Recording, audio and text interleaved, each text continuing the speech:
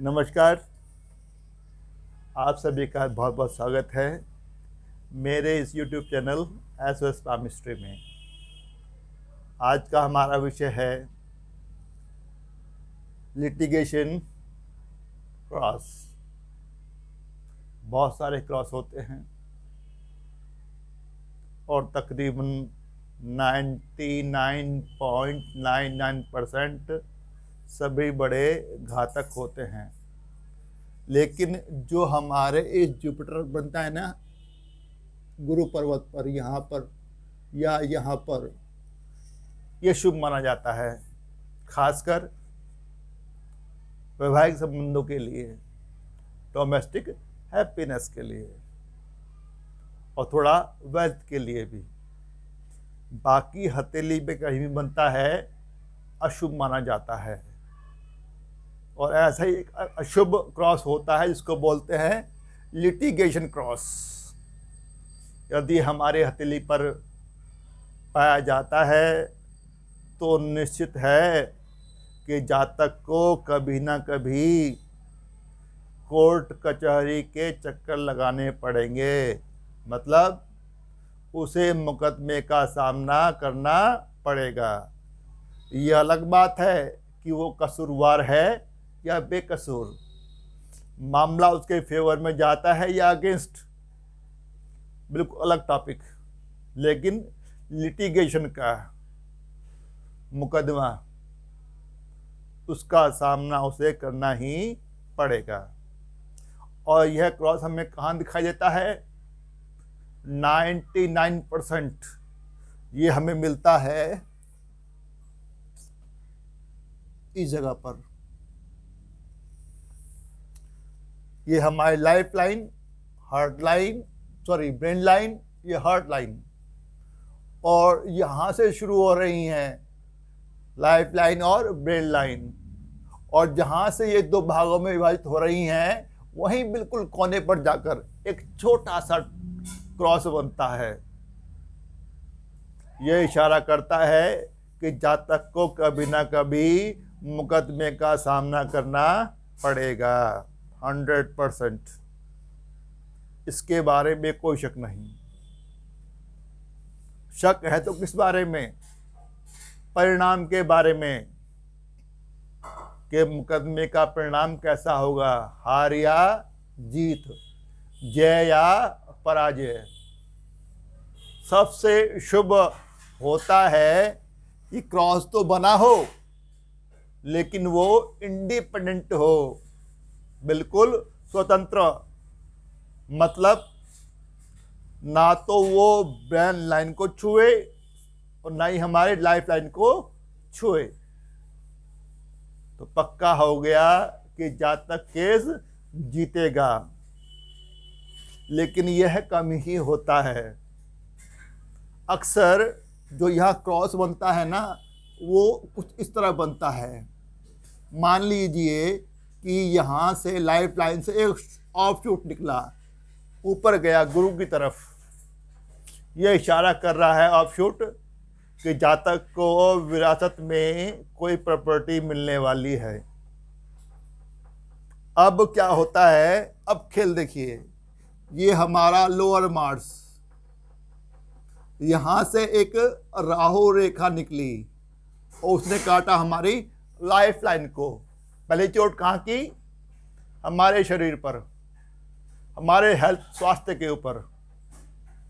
आगे बढ़ा, अगर इसने केवल टच किया है तो ट्रायंगल बनाया। और राहु रेखा अच्छी भी होती है, इसके पास इंटेलिजेंस भी होता है और कंसंट्रेशन भी होती है। अगर यह ट्रायंगल बना तो यह बहुत ही शुभ, लाइफ लाइन पर बाहर की तरफ बन रहा है। तो जातक के लिए बहुत ही प्रोग्रेसिव टाइम है, क्योंकि ऑफ शूट निकल रहा है और राहु रेखा मिल रही है जाकर ऑफ शूट से। जो ट्रायंगल बना ये कुछ अद्भुत करेगा। को बहुत ही प्रोग्रेसिव टाइम, आपके पास पैसे का आगमन होगा। और ये ऑफ शूट उस तरफ इशारा कर रहा था कि जातक को विरासत में पैसा मिलने वाला था, लेकिन लोअर मार्च से एक राहु रेखा उठी, पहले काटा लाइफ लाइन को और छू गई अब ऑफशूट को। छुआ है तो ठीक है, अच्छा है, लेकिन अगर आगे निकल गई, क्रॉस कर दिया, अब गड़बड़। अब ये बहुत ही फैटल साबित हुआ, घातक, बहुत गड़बड़ करने वाला है। आगे चला और इसने ब्रेन लाइन को भी क्रॉस कर दिया, मतलब आपके ब्रेन को भी तनाव मिला। अब जो ऑफ शूट था, जिससे प्रॉपर्टी मिलने वाली थी विरासत में, अब वो प्रॉपर्टी नहीं मिलेगी, वो शुभ परिणाम नहीं मिलेगा, उल्टा दुष्परिणाम मिलेगा। अब जातक को कोर्ट कचहरी का सामना करना पड़ेगा, किसी लिटिगेशन का, क्योंकि राहु रेखा ने सारा खेल खराब कर दिया। अब जो ऑफशूट था, पैसा देने वाला, प्रॉपर्टी देने वाला, उस ऑफशूट को इस राहु रेखा ने स्पॉइल कर दिया, खराब कर दिया। अब वो शुभ देने के बजाय दुष्परिणाम देगा। अब बन गया क्रॉस और दोनों साइड छू लिया, लाइफ लाइन को भी और बेल्ट लाइन को भी, और तनाव भी मिला और शरीर को भी कष्ट भी मिला और मुकदमा भी हारा आदमी। तो इस तरह से निम्न मंगल से, लोअर मार्च से, अग्रेसिव मार्च से राहु रेखा निकली और सब कुछ गड़बड़ कर दिया, बड़ा ही घातक। लेकिन मैंने कितने हाथों में देखा है कि जातक की लाइफ लाइन और ब्रेन लाइन की शुरुआत में एक छोटा सा क्रॉस होता है और उसने दोनों साइड छुई हुई होती है, दोनों रेखाएं, हमारी ब्रेन लाइन भी, हमारी लाइफ लाइन भी। इसके बावजूद भी जातक केस जीत जाते हैं। ऐसा कैसे होता है, आइए करते हैं विश्लेषण। वैसे है भी गलत, यदि किसी एक फैक्टर के आधार पर हम प्रेडिक्शन करते हैं तो गलत हो सकता है। पहले तो दोनों हाथों पर देखिए, है थोड़ा आपको कंफर्म हुआ, लेकिन अभी और फैक्टर को भी देख लीजिए। हमको यहाँ पर घाटा हुआ, नुकसान हुआ और राहु रेखा की वजह से। राहु रेखा कहाँ से निकली थी? लोअर मार्च से।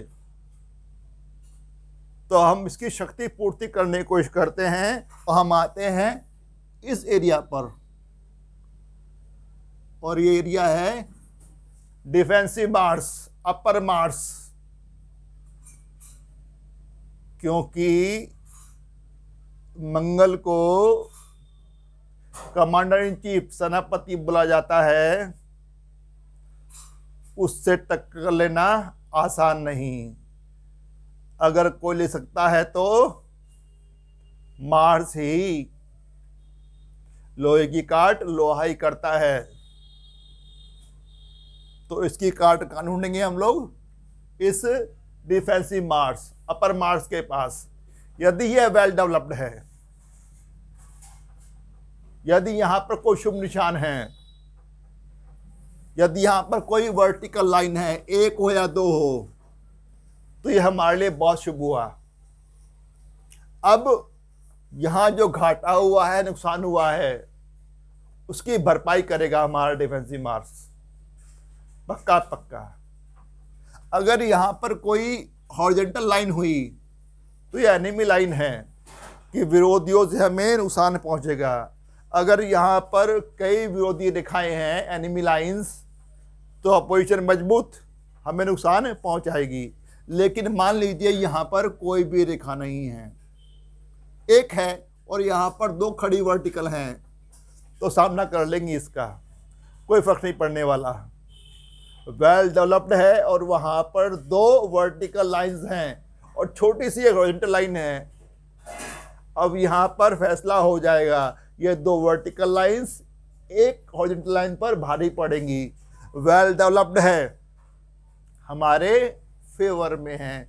कोई शुभ निशान है, यहाँ पर वर्टिकल लाइन शुभ निशान ही है।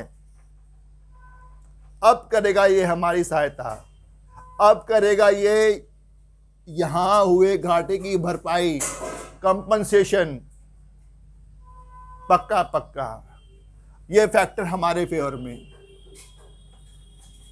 आगे चलिए, अब देखिए जो केस चल रहा है उस वक्त जातक की आयु कितनी है और क्या संभावना है कि किस अवधि तक या किस आयु तक केस का फैसला आएगा। मान लीजिए केस का फैसला आता है तकरीबन 48 के आसपास, तो हम पहले लाइफ लाइन को देखते हैं।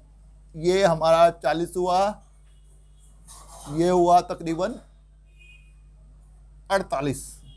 इस 48 के बाद जो हमारी लाइफ लाइन है वहाँ पर कोई अशुभ निशान नहीं है, वहाँ कोई दोष नहीं है, दोष मुक्त, क्लियर, स्पष्ट, बहुत ही फाइन बनी हुई है।